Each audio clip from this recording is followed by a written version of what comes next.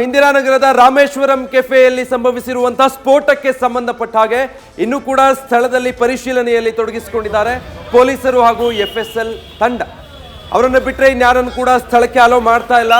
ಸಂಪೂರ್ಣವಾಗಿ ಸ್ಥಳದ ಚಿತ್ರಣವನ್ನು ಅವಲೋಕಿಸಿ ಏನೆಲ್ಲ ಲಭ್ಯ ಆಗುತ್ತೆ ಅದನ್ನೆಲ್ಲ ಪರಿಶೀಲಿಸಿ ಅದಾದ್ಮೇಲೆ ಒಂದು ನಿರ್ಧಾರಕ್ಕೆ ಬರಬೇಕಾಗುತ್ತೆ. ಹೇಗಾಗಿದೆ ಸ್ಫೋಟ ಅನ್ನೋದಕ್ಕೆ ಸಂಬಂಧಪಟ್ಟ ಹಾಗೆ ಎರಡು ಪಾಸಿಬಿಲಿಟೀಸ್ ಪ್ರಾಥಮಿಕವಾಗಿ ಕಂಡು ಬರ್ತಾ ಇತ್ತು. ಇದು ಸಿಲಿಂಡರ್ ಸ್ಫೋಟಗೊಂಡಿರೋದಾ ಅಥವಾ ಒಂದಷ್ಟು ಜನ ಅನುಮಾನ ವ್ಯಕ್ತಪಡಿಸಿದ ಹಾಗೆ ವ್ಯಕ್ತಿಯೋರ್ವನ ಬ್ಯಾಗಿನಲ್ಲಿದ್ದಂತಹ ನಿಗೂಢ ವಸ್ತುಗಳು ಸ್ಫೋಟಗೊಂಡು ಆಗಿರುವಂತಹ ಘಟನೆನಾ ಅಂತ.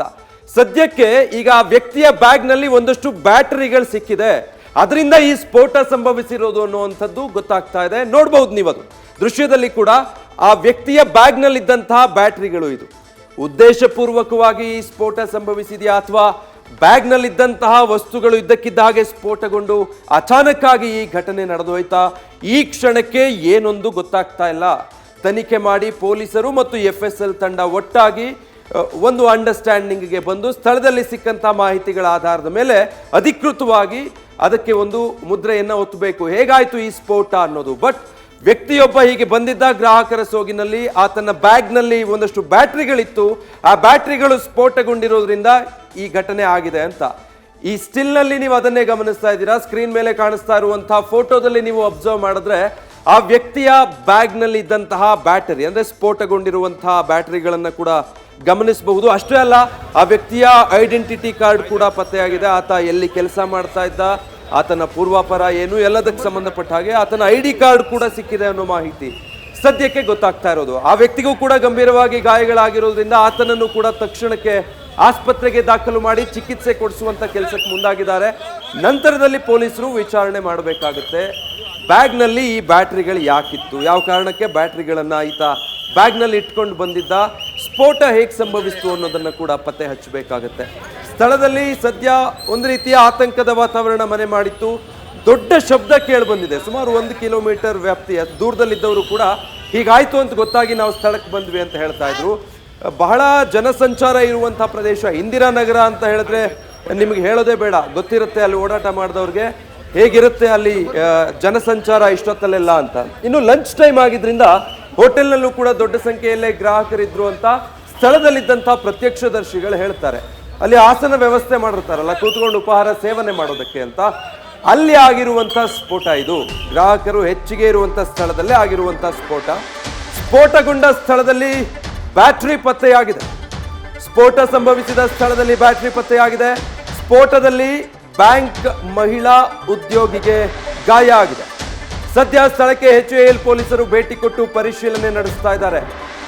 ಸ್ಫೋಟ ನಡೆದ ಬಗ್ಗೆ ಪೊಲೀಸರು ತೀವ್ರವಾಗಿ ತನಿಖೆಯನ್ನ ನಡೆಸ್ತಾ ಇದ್ದಾರೆ.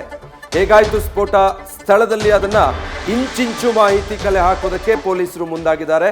ಸದ್ಯಕ್ಕೆ ಗೊತ್ತಾಗ್ತಾ ಇರುವಂತಹ ಇನ್ಫಾರ್ಮೇಶನ್ಸ್, ಆ ಬ್ಯಾಗ್ನಲ್ಲಿ ಇದ್ದಂತಹ ಬ್ಯಾಟರಿಯಿಂದ ಸ್ಫೋಟ ಸಂಭವಿಸಿದೆ.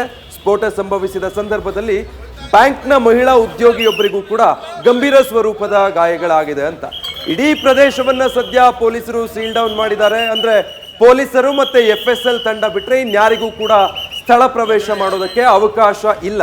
ಆ ರೀತಿಯಾಗಿ ಇಡೀ ಆ ಸ್ಪೇಸ್ ಇದೆಯಲ್ಲ ಸ್ಫೋಟಗೊಂಡಿರುವಂತಹ ಜಾಗ, ಅದನ್ನ ಪೊಲೀಸರು ತಮ್ಮ ಸುಪರ್ದಿಗೆ ತಗೊಂಡಿದ್ದಾರೆ.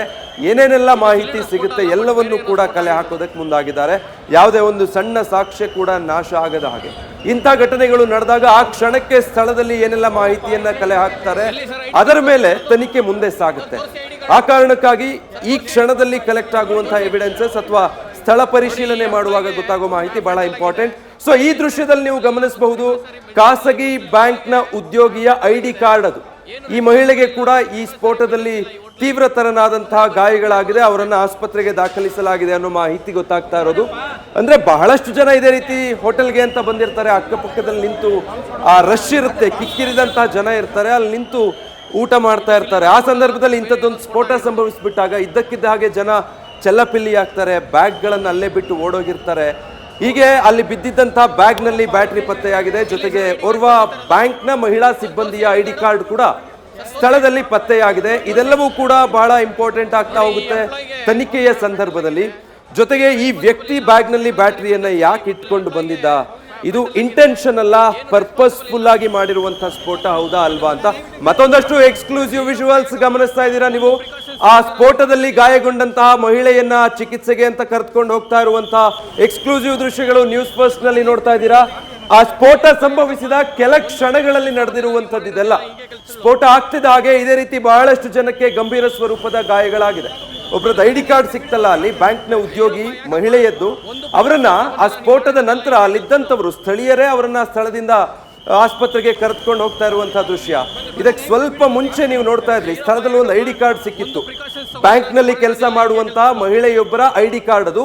ಇದೇ ಮಹಿಳೆ ಅವರು, ಇವರಿಗೇನೆ ಈ ಸ್ಫೋಟದಲ್ಲಿ ಗಾಯಗಳಾಗಿರುವಂಥದ್ದು. ಅವರ ಐಡಿ ಕಾರ್ಡ್ ಕೂಡ ಸ್ಥಳದಲ್ಲೇ ಬಿದ್ದಿತ್ತು. ಈಗ ಪೊಲೀಸರು ಸ್ಥಳ ಪರಿಶೀಲನೆ ಮಾಡುವಾಗ ಆ ಐಡಿ ಕಾರ್ಡ್ ಸಿಕ್ಕಿದೆ. ಆದ್ರೆ ಸ್ಫೋಟ ಸಂಭವಿಸಿದ ಸ್ವಲ್ಪ ಹೊತ್ತಿನ ನಂತರ ಸ್ಥಳದಲ್ಲಿದ್ದಂಥವರು ಜನರೆಲ್ಲ, ಅಲ್ಲಿ ಯಾರಿಗೆಲ್ಲ ಗಾಯಗಳಾಯ್ತಲ್ಲ ಅವರನ್ನ ಅಲ್ಲಿಂದ ಪಾರ್ ಮಾಡೋದಕ್ಕೆ ಮುಂದಾದಾಗ ಆ ಸಂದರ್ಭದಲ್ಲಿ ಸೆರೆ ಸಿಕ್ಕಿರುವಂತಹ ವಿಡಿಯೋ ಇದು. ಈ ಮಹಿಳೆ ಈ ಸ್ಫೋಟದಲ್ಲಿ ಗಾಯಗೊಂಡಿದ್ದಾರೆ ತೀವ್ರವಾಗಿ. ಅವರು ಬ್ಯಾಂಕ್ ಒಂದರ ಸಿಬ್ಬಂದಿ ಅನ್ನೋದು ಐಡಿ ಕಾರ್ಡ್ ಸಿಕ್ಕ ಬಳಿಕ ಗೊತ್ತಾಗ್ತಾ ಇದೆ. ಅವರಿಗೆ ತೀವ್ರವಾಗಿ ಗಾಯಗಳಾಗಿದ್ರಿಂದ ಅಲ್ಲಿದ್ದಂತಹ ಸ್ಥಳೀಯರೇ ಅದನ್ನ ಗಮನಿಸಿ ಅವರನ್ನ ಆಸ್ಪತ್ರೆಗೆ ಕರೆದುಕೊಂಡು ಹೋಗ್ತಾ ಇರುವಂತಹ ದೃಶ್ಯಗಳು ನ್ಯೂಸ್ ಫಸ್ಟ್ಗೆ ಲಭ್ಯ ಆಗಿದೆ. ಸ್ಕ್ರೀನ್ ಮೇಲೆ ಆ ಎಕ್ಸ್ಕ್ಲೂಸಿವ್ ದೃಶ್ಯಗಳನ್ನು ಕೂಡ ನೀವು ಗಮನಿಸಬಹುದು. ಈಗಾಗಲೇ ಆಲ್ಮೋಸ್ಟ್ 1 ತಾಸು ಆಗ್ತಾ ಬಂದಿರಬಹುದು ಈ ಘಟನೆ ಸಂಭವಿಸಿ. ಅಲ್ಲಿದ್ದಂತಹ ಪ್ರತ್ಯಕ್ಷದರ್ಶಿ ಒಂದು ಸ್ವಲ್ಪ ಹೊತ್ತಿನ ಮುಂಚೆ ನ್ಯೂಸ್ ಫಸ್ಟ್ ಜೊತೆ ಮಾತಾಡೋ ಸಂದರ್ಭದಲ್ಲಿ ಹೇಳ್ತಾ ಇದ್ರು, ಒಂದು 45 ನಿಮಿಷ ಆಯ್ತು ಸರ್ ಈ ಘಟನೆ ಆಗಿ. ಈಗಾಗಲೇ ನಾವು ಹೋಗೋ ಅಷ್ಟೊತ್ತಿಗೆ ಸ್ಥಳಕ್ಕೆ ಅದಾಗಲೇ ಪೊಲೀಸರು FSL ತಂಡ ಎಲ್ಲ ಕೂಡ ಬಂದ್ಬಿಟ್ಟಿದ್ರು. ಬಹಳ ಹತ್ತಿರ ಹೋಗಿ ನೋಡೋದಕ್ಕೂ ಆಗ್ಲಿಲ್ಲ, ಪೊಲೀಸರು ಅದಕ್ಕೆ ಅವಕಾಶ ಮಾಡಿಕೊಡ್ಲಿಲ್ಲ ಅಂತ. ಸೊ ಆಲ್ಮೋಸ್ಟ್ 1 ಗಂಟೆಗಳು ಕಳೆದಿದೆ ಈಗ ಘಟನೆ ಸಂಭವಿಸಿ ಅಂತ ಅಂದ್ಕೊಂಡ್ರು. ಇನ್ನೂ ಕೂಡ ಸಂಪೂರ್ಣ ಸ್ಥಳದಲ್ಲಿ ಏನೆಲ್ಲ ಮಾಹಿತಿ ಸಿಗುತ್ತೆ ಅನ್ನೋದನ್ನ ಕಲೆ ಹಾಕೋದ್ರಲ್ಲಿ ಪೊಲೀಸರು ಬಿಧಿಯಾಗಿದ್ದಾರೆ. ವಿಧಿ ವಿಜ್ಞಾನ ತಜ್ಞರಾಗಿರುವಂತಹ ಡಾಕ್ಟರ್ ದಿನೇಶ್ ಈಗ ನಮ್ಮೊಟ್ಟಿಗೆ ಸಂಪರ್ಕದಲ್ಲಿದ್ದಾರೆ. ದಿನೇಶ್ ಸರ್ ನಮಸ್ತೆ.